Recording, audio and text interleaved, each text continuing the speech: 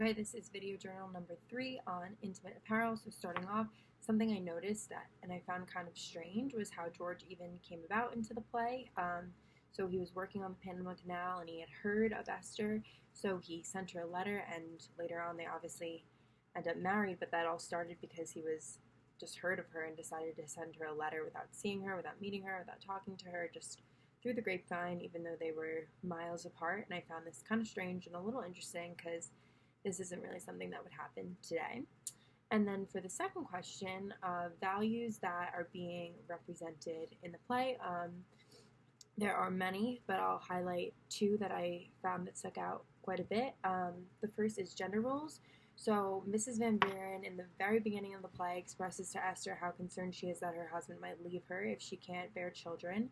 I think this goes back to very traditional gender roles of how women need to be mothers and heads of the household. They need to bear children for their husbands and take care of the house while the husband goes to work. She later mentions how she feels pressured to wear a certain sexual corset, but she's only doing that to please him, showing how she's very submissive to her husband's needs. And even later in the play, when Mrs. Dickinson's giving marriage advice to Esther, she talks about how important it is to please the sexual needs of George. So this is all highlighting on how women are submissive and the gender roles that were taking place at this time. And then another value that I saw was the value of religion, and we see this through Mr. Marks. So he talks about how he's engaged to a woman he's never met because of religion, and how he can't even hold the hand of Esther because he can't touch women who aren't his wives or relatives because of his religion, and how he always has to wear black because of his religion. So you see religion has really consumed his life and doesn't really allow him to make his own decisions because they're all religiously based. And then question number 3, read with a pencil. A quote that I found was, "You ever think about where they go after they leave here? Who watches their britches after they've been soiled in your bed?" So this is Esther talking to Mame about her job as a sex worker. I didn't know what britches meant. It's just an old word for pants.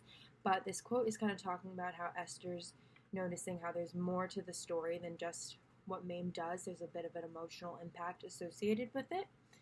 And then for question number 4, the issue of diversity. So I think the play reinforces and reinvents our understanding. So I think it reinforces it because it does show women's gender roles being very submissive, as we've all been taught, and African Americans having fewer rights and lower socioeconomic status, and how things are very segregated, how Esther has to have a black shop and it can't just be for everyone.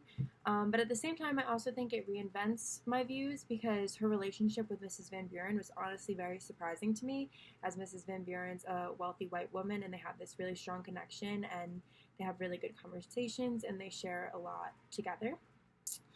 And then question number 5, African American stereotypes very much do still exist today, and we see this through the Black Lives Matter movement, which is huge right now, and they're perpetuated through social media that doesn't always portray the full story, and word of mouth, people who aren't fully educated on the issue, but we can overcome them by educating everyone, by spreading the word and helping to raise awareness and demanding change. And finally, 2 questions that I have about the play are, do you think Mr. Marks and Esther would have ended up together had things been different between them, had their circumstances changed? And do you think Esther's views on relationships were tainted by her discussions with Mrs. Van Buren and Mame, who both have very unhealthy and unconventional relationships with men?